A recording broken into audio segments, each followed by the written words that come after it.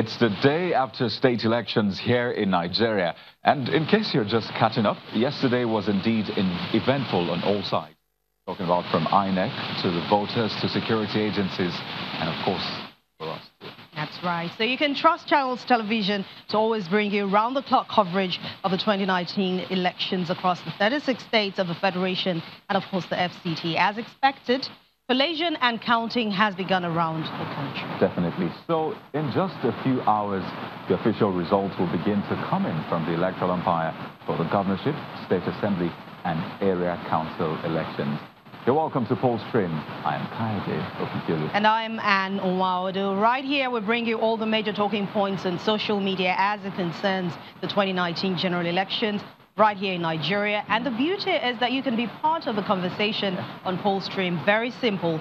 Use the hashtags Poll Stream, hashtag The Verdict, hashtag 2019 elections. Do it on Twitter, Facebook, and Instagram. That's right. And you can also be a part of the conversation by following Channels Television on all our social media platforms. Tell us about your highs, your lows, and every other thing in between. Please don't forget to tell us your location while sending your comments, pictures, and of course your videos with those hashtags. Let's start off with some of the reactions that you have sent in on social media, on Twitter. We'll begin with this one from @Dr. Manny Josh, which actually says, and Channels TV, Nigeria needs a total electoral reform with the hashtag The Verdict. And, you know, that's a very short one. It says simply, Nigeria needs total electoral reform. It carries a lot of weight, honestly, just a few words, and that means a lot. Well, let's move on to this next tweet that says, it's from Ogbeni Caesar. And this tweet says, many electorates still have the impression that elections don't count. They see no reason why they should waste their precious time standing under the scorching sun. However, when a people choose not to take part in those who rule over them, they should not complain. And this person hashtags The Verdict. All right, this is next from @Yomex Yomi. He says, I voted, went on peacefully. Voting went on peacefully after the initial delay occasioned by non-payment of coppers, ad hoc staff. We got a lot of people talking about that, but says, I believe the results reflected the wishes of the people. Okay, let's move on to another one. This one talks about the low turnout. It's still that tweet, actually. Talks about the low turnout of voter was obvious.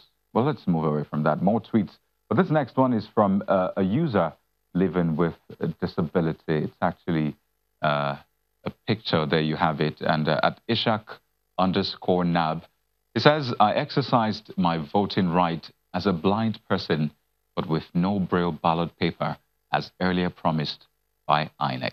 And a lot of people have said this, especially people living with disabilities. So they had to resort to going with a trusted person who helped them to, you know, thumbprint and go through the process. I really do hope this is really heartbreaking because if a promise had been made, a lot of people would have expected that something should have been done for people living with disabilities. If this person was encouraged to go to the polling unit where he registered and decided to vote, I think he has a right to get the right thing done. Absolutely. So I hope this changes before the next election. All right, this is from What's Up Ibadan. He puts a picture showing a young man playing football on the streets of Ibadan. That's the Oyo State capital, with a caption, different strokes for different folks. Football time for some. Interesting. And voting for others, right? Yeah, exactly. And this road in Ibadan is actually usually very busy. But then I see they've converted it to another use, football on election day. Well, let's move on to another one. This one is from AKS Vote Monitor, and it's on Twitter. And it put up the photo of the day, according to this handle, from Akwa Ibom. And it shows youths escorting election materials and INEC officials and youth corps members to the collation center at Idu in Uran local government area of Akwa Ibom State. All right, so that's the next tweet. It's a rather sad one from Channels Television's official handle, and the headline says, Rep member shot dead in Oyo. reports have it that the lawmaker representing Lagelu Akinyele Federal Constituency, the House of Representatives, Temitope Olatoye, has been shot dead by a yet-to-be-identified group of armed men. Investigations have already begun. Yeah, and this was confirmed by the spokesman for the University College Hospital, UCH Ibadan, Mr. Toye Akinyele. It's really sad, honestly.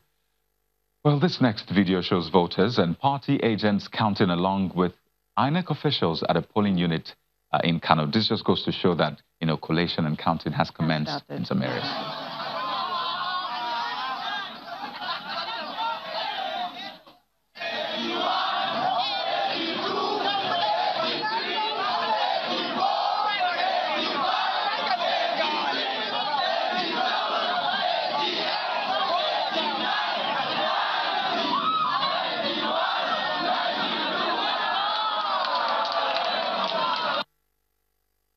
All right. Anyway, on a lighter note now, comedian Frank Donga put up this election-related video, and it touches on some of the issues in a rather creative manner. Just see for yourself. Our election, your side now. There's no time. Because early in the morning, I already wake up, I go and put my vote. Use the press. You to press on. Press and make it use your second and press on now. Wait, let me call you back. They are rigging election here. Hello? Hello, police. Come to this side, come to this side. Some people are pressing ballot, they are pressing it. I can see them, I can see them. Stop there, collect it. Wait, shut up your mouth. Come on, come here. You are rigging, Abi. You are rigging. See them. Ordinary election, you have mind to come here to be pressing ballot paper. You say press it down, press it down. Well, thank God for superhero. Huh? Nabonsu and Popov. Ah, even hot. This one's not my fault too. It's ballot board that resembles Popov show glass.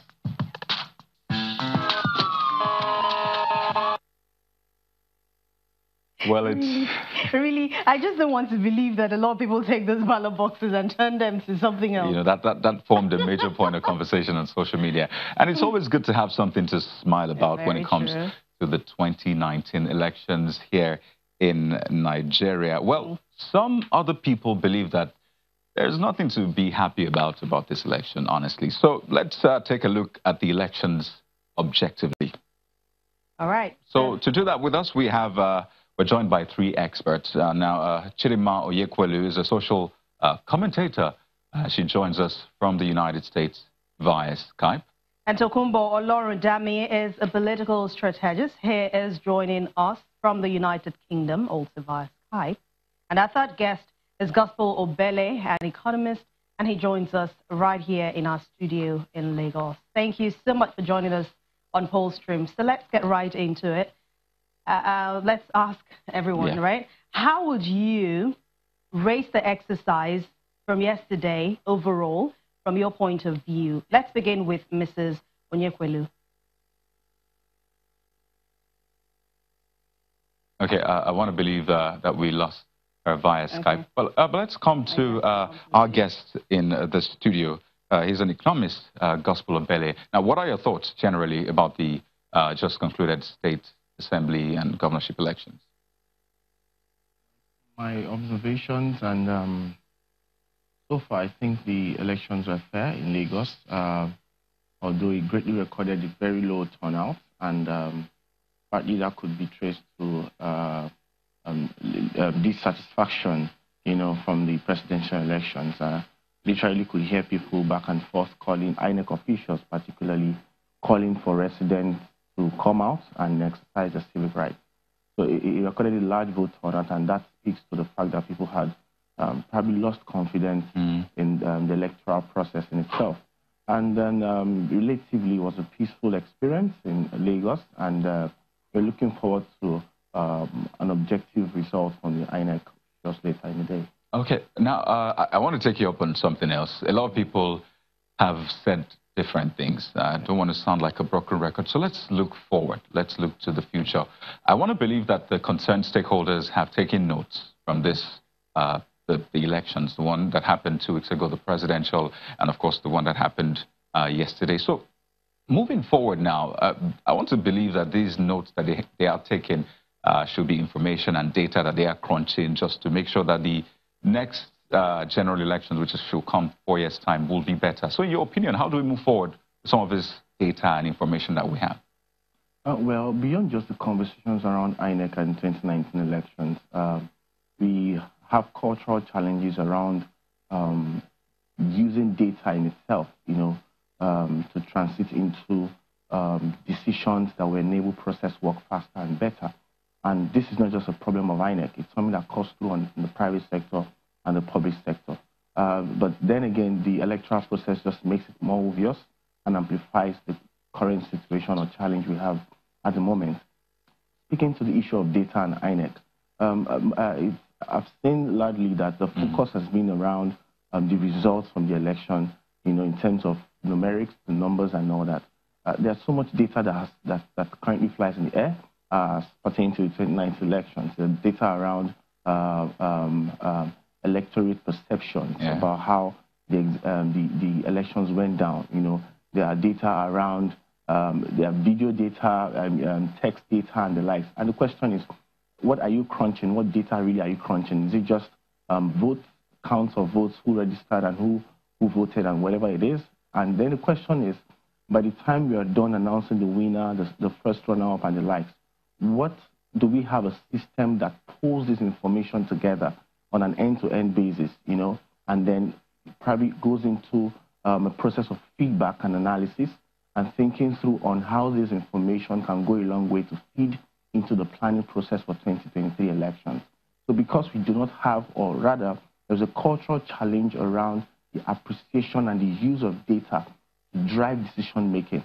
I don't see INEC and whatsoever institutions that may be directly or indirectly involved in the 2019 elections using data to rework and improve the process for the 2023 election. Yeah, Mr. Obele, there's a serious issue that has come up from last week to this week. It is the issue of trust. So a lot of people are not having trust in the electoral umpire anymore. Maybe that's the reason for the low turnout of voters today. We do not know yet. But how can this trust be rebuilt? Well, that's an interesting question.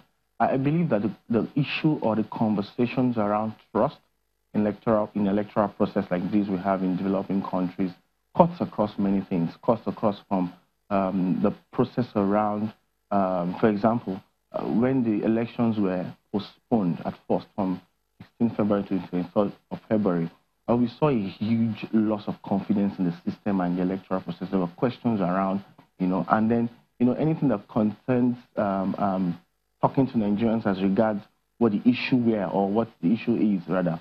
It's largely about perception management than, coming up to say what it is that the situation is. So the conversations around trust cut deep way beyond INEC. It's a full political process thing, and in building trust ahead for subsequent elections, it comes, first of all, the parties or the winners who would come into power on May 29th, there are questions around living up to their political or to their mandate or electoral promises. That is where I believe trust starts from. So ability to ensure that you deliver all that you promised at the campaigns is the first point of call when it comes to trust ahead of future elections. Then the process of budgeting and preparing for the elections and ensuring that the process works. And going back to the conversations around data, ensuring that the strategy and the execution of election are properly informed, and then the populace are properly informed. There's good use of social media and all of these things. And in totality, we see election as a way to improve the perception of the country, towards the diaspora and the like. So it's a totality of how the political or electoral process works, in terms of how do we build trust ahead in 2019. But first and foremost, it starts from those who get into power or who get into power from the 29th of May 2019, deliver on their campaign promises. Trust starts from there. Okay, now you mentioned something about budgeting and finance. I'd like to take you up on that, but we'll take a quick break on Poststream. And when we return, we'll talk about the financial cost of elections in Nigeria.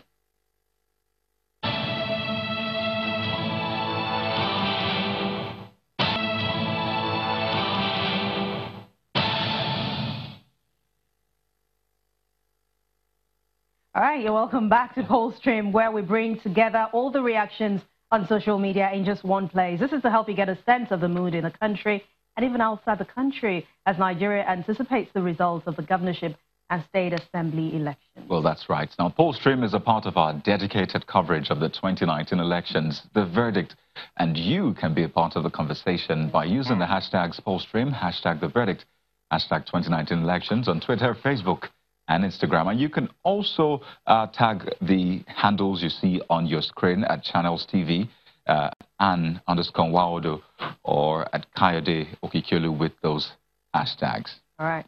Remember that you can also join on all our social media platforms by subscribing, and you will be getting all the details from us right here. Definitely. Now, before we went on the break, we were speaking with Mr. Obele, Gospel Obele, an economist, and he was telling us about the cost of election and, trying to justify that. But before I go to him, we're now being joined by Mr. Tokunbo Olorundami. He's a political strategist. He joins us live via Skype from the United Kingdom. Thank you for joining us on Pollstream. Thank you. Thank you very much, Kayode. Now, earlier on, we were asking what your general opinion about the just concluded election, the state assembly and governorship elections is. Do you mind telling us? I think, earlier we had a conversation about the process, and I mentioned very clearly that the process was still heavily flawed. But now it's becoming clearer, the data that is coming out now is becoming clearer that you can easily say there are certain, patterns that is peculiar with the Nigerian election, not just necessarily ballot snatching, and vote buying, but now arson has also become something that we have to cope with, so it's becoming more worrisome, basically. But why do you think these things are coming up? Who is not doing what right? I don't think it's so much about who is not doing things right. I think it's about the infrastructure to do the right things and the law that supports the infrastructure to do the right things, because clearly, our methodology for delivering election is outdated, and we're seeing it very clearly now that INEC needs to be enhanced. INEC needs to very urgently commission a full-scale study to understand some of these patterns, because the political actors seem to understand it better than them. You can see from the first election that it seemed like the politicians are reacting to the numbers by attacking places where they have fallen short, and sometimes with violence, as we've seen in recent times. Okay. Well, let's quickly come back to the studio and take up Mr. Gospel Obele on the cost of the election process. I hate to put you on the spot, but would you justify the cost? I mean, vis-a-vis what we've seen so far. I mean, does it measure up? All right. Thank you for your question. In terms of cost implications of the electoral process, I think it cuts across depending on how or where you want to look at it from. Based on what INEC promised as per budget and the likes, would we say that they effectively delivered on the items budgeted for? Not exactly, possibly for some execution, operational, or reasons, basically.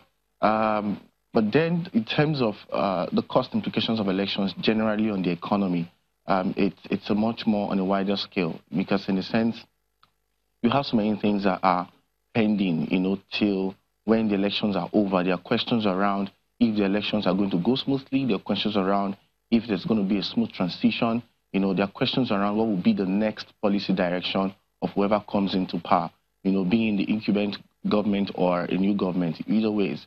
And, there are questions around what's the general outlook of the economy would be, in an election year like 2019. So it cuts across, and it speaks more about the uncertainties that come along with, in an election year. So election itself, brings a lot of cost implications for us as a people and as a nation and as a society and the economy. But in terms of what the benefits are, it's not really direct on the economy per se. Elections are more or less a window. Will I use the word a cash-out window? It provides jobs for ad hoc staffs, and then for SMEs who are into the printing business and in the FMCGs majorly, they get to cash out from election periods like this, because you get to make T-shirts, and all of that, and also it's like a window where you can quickly do business and then you cash out. But the question around if that benefit has its own impact on the economy is not really direct and of course not sustainable. But in terms of uncertainties, the uncertainties still remain until things fizzle out in a couple of months, basically. Mr. Bele, okay, so let's talk about, since you're an economist, I remember seeing some very huge figures that Nigeria lost due to the postponement of elections. Talk to us about that. So the conversations around postponing elections have lots more about, it has more negative than positive effect on the economy, as you've seen in the numbers. It's like I mentioned earlier on, trust is being broken in the political process and the economy as a whole. And then it increases as uncertainty in the air. So the questions around why would you postpone the national and presidential election, as important as this, that, quote and unquote, you've had 4 years to prepare for. So the implications of these things on the economy, initially before the presidential elections, we already had investments, shaking, dwindling to the left and the right. The numbers were not really consistent. And then you had food items relatively going higher. And then you had issues where investment decisions were on hold. Companies could not spend beyond a particular level and all that. So many things were literally, the economy was literally dragging. With the postponement of the election, it brought about more uncertainty in the system. Okay. And yeah. Mr. Obele, sorry to cut you short. We're a bit short of time. But I'd quickly like to take on Mr. Olorodami on a quick one. Now, we have 4 years, looking forward to prepare for another general elections. I don't know if people believe it's too early to start preparing, but I believe it is time. So moving forward, what strategy do you think we need to tackle first so we don't have some of those issues being repeated next 4 years? Very, very quickly, I think INEC need to commission a full-scale study to understand some of the challenges they are dealing with at this time. Secondly, voter apathy has become very, very apparent and disturbing. In 1924, I think Australia had a similar occurrence of voter apathy, and they went on to take very proactive measure by making election compulsory. If Nigeria needs to take a step in the right direction, we may need to begin to consider some of the things we need to do. Security is also a very big challenge. Now, we have politicians using the state security apparatus to drive their own ends, and we need to stop that. So INEC needs to understand what is happening and attack it by resolving it with proper solution. I've had a lot of talk about blockchain technology and using some of these things, good as it were, but it's not a silver bullet. We need to address the issues that we have been confronted with head on and resolve them to the proper solution. All right. Thank you very much, Mr. Tokunbo Olorodami. He's a political strategist, has been speaking to us from the United Kingdom. And we also thank Gospel Obele, an economist who's been with us for a long time. Yeah. Thank you so much for your time on Polstream. Thank you also for watching. Remember to be part of the conversation. And while you're sending your comments, videos, and pictures, make sure you hashtag Polstream, hashtag the verdict, and hashtag 2019 elections. Don't forget that we are dedicated to bringing you 24-hour coverage of the election. Now we're inching closer to result announcements. So stay with Channels Television as we give you those results as they come officially from the electoral umpire. All right, and that's it on Polstream this time. Thank you so much for watching. I'm Anne Nwawadu. And I'm Kayode Okikele.